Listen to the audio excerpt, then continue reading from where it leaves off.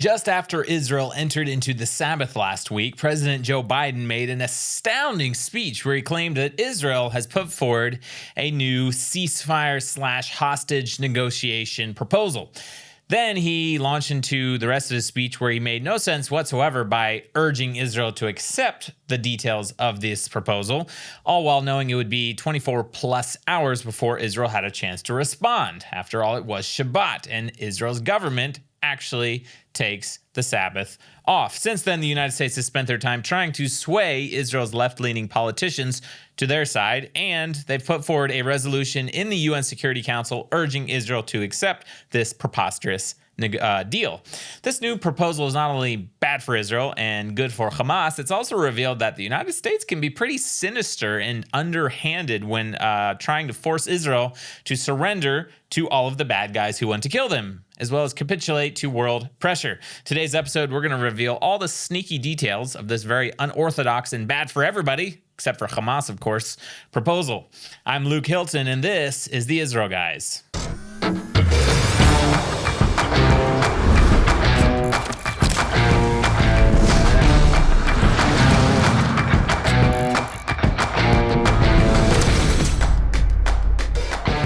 And welcome to the Israel Guys, where we believe that in a world of anti-Israel propaganda and Jew hatred, you should have a direct connection to the land and people of Israel. First of all, if you're new to this channel, I want to say a big welcome. We have added a lot of new subscribers to the channel in the last week, so I want to say welcome. We have a mission of bringing you the truth about what's happening in Israel, the beauty of the land and people of Israel, and revealing what's fake in the media and the propaganda coming out. Mainstream media is spewing out some very incredible propaganda and fake news when it comes to Israel. So we're like cutting through all of that fog and bringing you the real stories and the actual truth of what's happening in the land of Israel. So we're here every single day, Monday through Friday. This is your direct connection to the Holy Land, guys. So welcome, and make sure you subscribe and hit that notification bell. And we have a June raffle giveaway. Super excited about this. We did this back in the wintertime, and it was a big hit, so we're bringing it back. We're running for the entire month of June, a massive prize package. We're talking about our merch of T-shirts, the Israel Guys shirt, and the very popular West Bank Biblical Heartland shirt, custom leather patch hat, beautiful I Am Israel photo book. We got some other books. We got some more merchandise. All of this, we're giving it away 100% free. All you got to do is click the link down in the description below, join our email newsletter, and you will be entered into the raffle. We'll be picking the winner at the end of the month of June. So, just after Shabbat started in Israel last week, and Israel's government more or less takes Shabbat off if there's something that they need to do, especially during wartime. Netanyahu does work. Other government officials will work. But, you know, it's the Sabbath, and Israel as a nation takes the Sabbath off. Much different than America. Like, the country shuts down on the Sabbath. That's what happened on October 7th, by the way.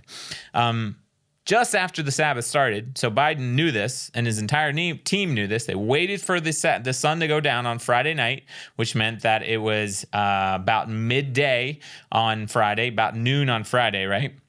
And then he comes out with this incredibly preposterous speech, right? First, he starts off his speech by saying that he has a plan that was put forward by Israel. Then he goes on to detail that plan, and then he goes on to demand that Israel accept this plan. So he's not making any sense, right? But since then, the U.S. administration has started talking to Benny Gantz and Yoav Gallant in Israel's cabinet, right? In the Israeli government's cabinet, trying to sway them, because they're already left-leaning, trying to sway them to accept this proposal. And what does this have? And also, they are now putting forward a UN resolution in the Security Council demanding or pressuring Israel to accept this proposal. What in the world is going on here? Seems very sinister, very underhanded by the Biden administration. And what in the world is this proposal?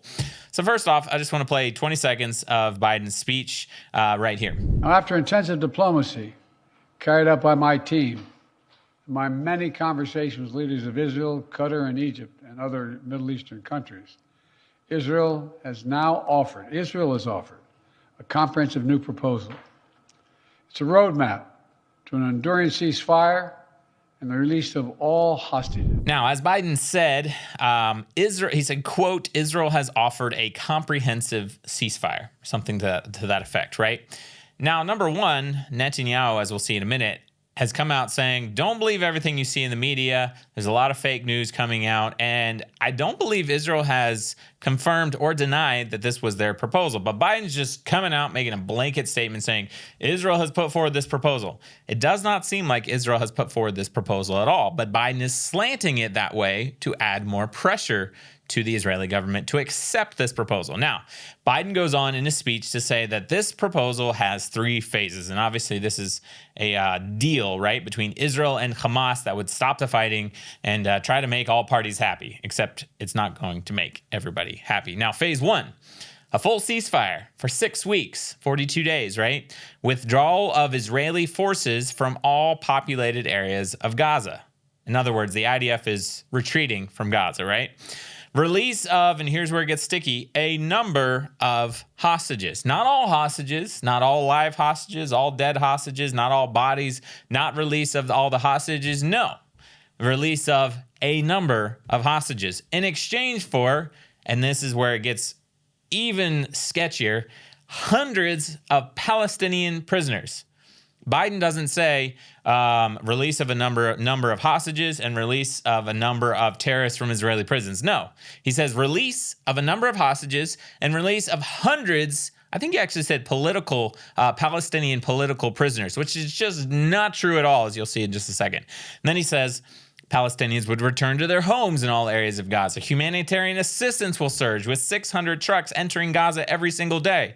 Now, the whole food crisis in Gaza, you guys know about this by now, that's absolutely a lie. Gaza has more food than they need. They're not starving in Gaza. There's not a humanitarian crisis in Gaza. They're throwing food away. They have so much food there. Now, quickly. There's supposed to be 2 other phases to this proposal, right? Phase 2 is a permanent end to the hostilities, meaning Israel's not going to attack Hamas again, right? Or they can't finish the war. And then phase 2 is supposed to be exchange for all remaining living Israeli hostages. Now that's key because that tells you they're only going to release a few of the hostages in phase 1, and then phase 2, they're supposed to release the rest of the living hostages. We don't even know if there's hardly any remaining living hostages at all. Most of them could be dead by now. And then phase 3 is reconstruction plan for Gaza, and remains of hostages, meaning hostages' bodies, will be returned to Israel. Now, in very simple terms, what does Israel get out of this deal? Now, according to Caroline Glick, who she looked at some of the Hamas sources and what they're saying about this deal, the release of a number of hostages in phase 1, they're saying this is about 30. I think maybe she said 33 hostages being released. Now, what these sources are also saying is that depending on the category of the hostage, meaning are they a civilian, are they a woman, are they a man, are they a child, are they an Israeli IDF soldier girl, an IDF soldier guy, they're saying basically it sounds like Israel would be required to release 30 to 50 terrorists from Israeli prisons in exchange for every 1 hostage. 30 to 50 terrorists for every 1 hostage, okay? And by the way, like I mentioned, Biden said Palestinian prisoners. That's not true.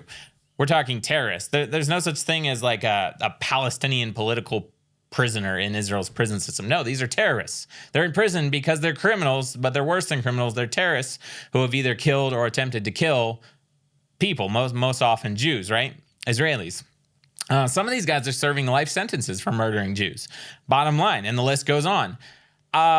I'm seeing this as, bottom line, victory for Hamas, surrender for Israel. Now, on Monday, Biden called for, that was yesterday, all parties to accept this new deal. And he said, quote, on Twitter, on X, right? He said, quote, "We're working for a ceasefire and hostage deal that would allow the United States and our partners to begin the work to rebuild homes, schools, and hospitals in Gaza to help repair communities destroyed in the chaos of war. Quote, this deal must get done." Now, how does the United States and the world view this conflict? Because this brings it into a lot of clarity for me, and I hope for you as well. The United States, and seems the rest of the world, view this conflict, instead of being a war that one of the worst terrorist groups in the world started, instead of viewing this as a war that Israel must win, instead of seeing this as a conflict of good versus evil, instead of pushing Hamas to surrender, release the hostages, and for Israel to be victorious, no. The world, and especially right now, the United States, is pushing for Israel to surrender. They're pushing for Israel to release terrorists, murdering terrorists from prison. They're pushing for Israel to leave Hamas alone so that they can rebuild, rearm, and reattack Israel. And they're pushing Israel to capitulate to Hamas's and the rest of the world's demands. Bottom line, Israel surrender, Hamas victorious. This is the worst deal for Israel ever. The Israel Bible helps us understand the current conflict in the Middle East through ancient prophecies. Have you ever found yourself trying to understand the times that we're living through, especially times like right now? It feels like every day there's a new challenge, and it makes us question what's happening. Like, where are we going? What is going on in the world right now? But amidst all of this, one thing is always constant, and that is the Bible, the Hebrew scriptures. And that is where a very special edition of the Bible, it's called the Israel Bible, comes into play. The Israel Bible is not just any Bible, it's a guiding light in these turbulent times. Psalm 122:6 says, "Pray for the peace of Jerusalem. May those who love you be secure." These words remind us to seek peace and understanding through our faith. The Israel Bible connects us directly to the source of those teachings, offering unique tools for learning the Hebrew alphabet through immersive reading experiences.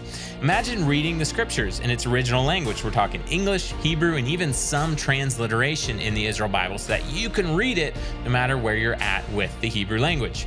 The Israel Bible is a very unique and special edition of the Old Testament, the Jewish Tanakh, English, Hebrew, transliteration of Hebrew, and commentary that highlights the land and the people of Israel. And you can get your copy today by clicking the link down in the description below. The Israel Bible, you won't be sorry you did it. Click the link in the description below to get your copy today.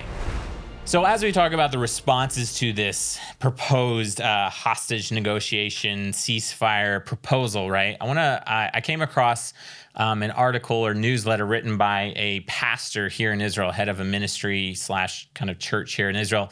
And I'm not going to say his name, but I thought it was interesting because it's a very liberal viewpoint. But there are other liberal Israelis who have this same viewpoint. So I just want to read it first, and then we'll have a reaction. So he said, quote, "While Hamas has stated that they want to repeat October 7th over and over again, if we're honest, there is no threat of another October 7th. What happened last October was a result of the most significant intelligence failure in the history of Israel. Our government ignored the warnings, which we now know were abundant. We could have easily stopped it before it ever happened. We got lazy. We won't again." Now,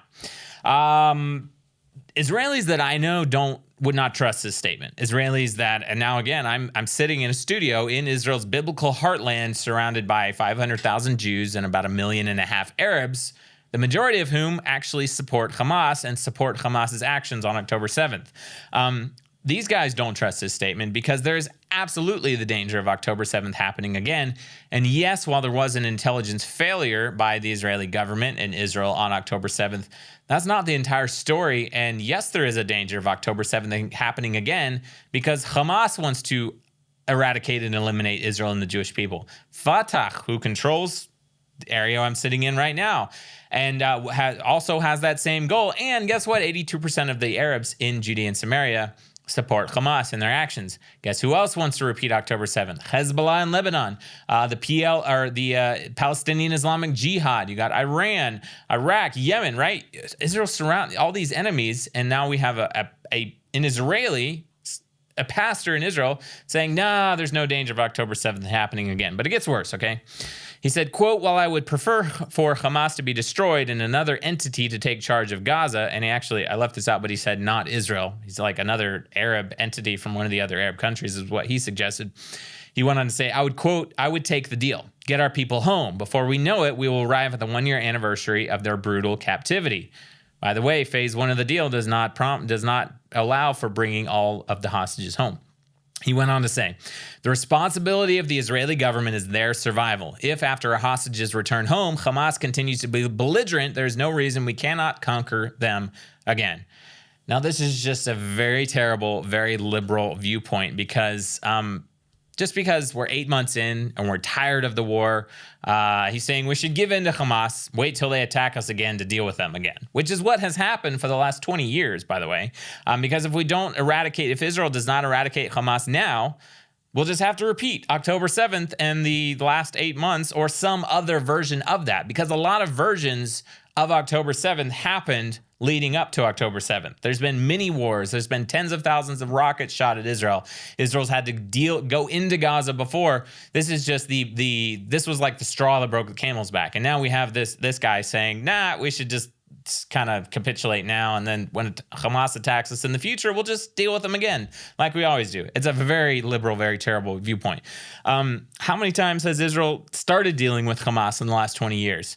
Too many to count. How many more times would Israel have to deal with them again if they don't reach total victory and eradicate Hamas? How many more Israelis and others will die if we do not eradicate Hamas? What is the price of this proposal? Effectively, the price is that Israel surrenders, Hamas wins, and rebuilds not only in Gaza, but in Judea and Samaria. Remember, those 82% of the Arab population in Judea and Samaria support Hamas. And October 7th happens again, only maybe worse. Maybe more wars, maybe smaller wars, bigger wars, who knows? But we do know that there will be another attack if Israel does not eradicate Hamas. Now, Bibi Netanyahu's response to Biden's announcement, I think it was yesterday or today, he talked to the Knesset Foreign Affairs and Defense Committee in a closed-door meeting. But here's a couple statements that we did get. He said, quote, "I am not willing to stop the war. I will not describe the details of the deal, but what the President of the United States described is not accurate." Now, whether or not Israel did put forward a deal or whether they didn't put forward a deal, Bibi Netanyahu is saying whatever Biden described is not an accurate representation, right? And then he went on to say, we can stop the fighting for 42 days in order to return hostages, but we will not give up on total victory. In other words, he's saying, nope, we're getting the job done. We're not withdrawing all of our forces permanently from Gaza and leaving Hamas to rebuild. That's about all the details that we know about this alleged deal, right? That the Biden, it's just so crazy because the Biden administration is putting this forward like it's the gospel truth. Now they have all the G7 countries signing on to this proposal. Now they're putting a resolution into the UN Security Council, and now they're saying Israel has to accept the deal. And in the meantime, Israel's saying, no, that's not an accurate representation, whether there's a deal or not. None of it's accurate at all. And by the way, we get to decide if we're going to be a part of any deal whatsoever. And also we get to decide if and when and how we're going to finish this war that our enemies started to kill us. Now, Bezalel Smotrich is a member of Knesset in the Religious Zionism Party in the Knesset, also part of the Israeli coalition.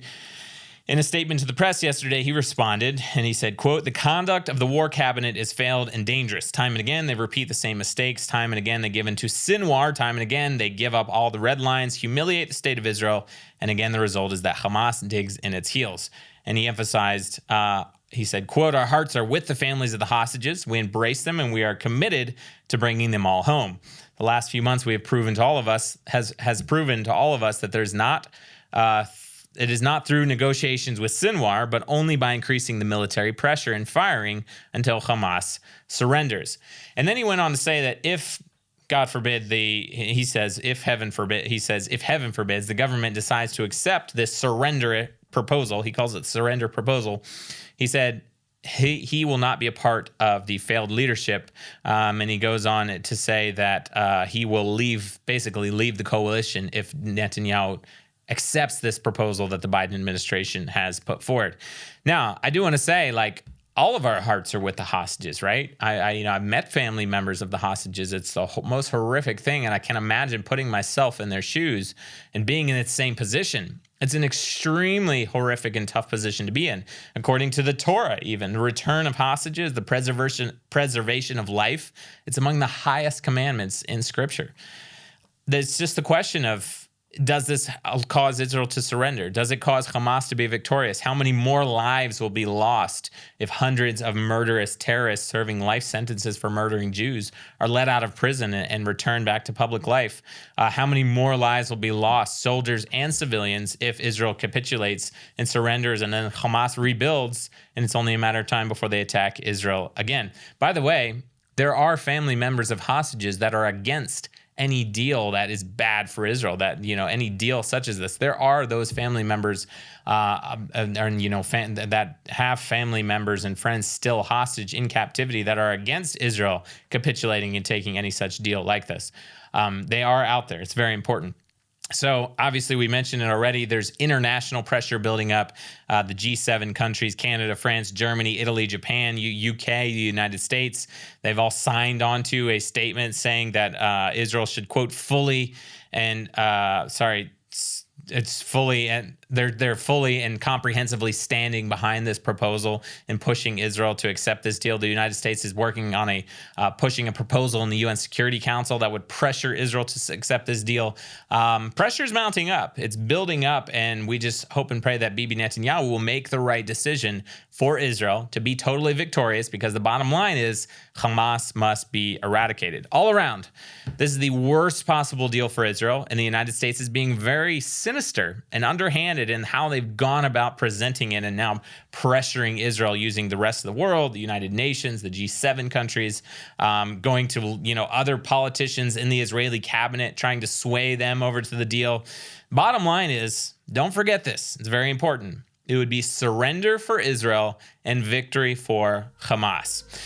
Guys, don't forget to pick up your copy of the Israel Bible by clicking the link down in the description below. Make sure you join our email list, completely free, to win, have a chance to win our incredible Israel Guys merch package at the end of June. You got all the month of June, but you want to do it now. Join our email list, completely free, and you get a chance to win an incredible, I think it's like $240 worth of merch. So it's a really, really cool package.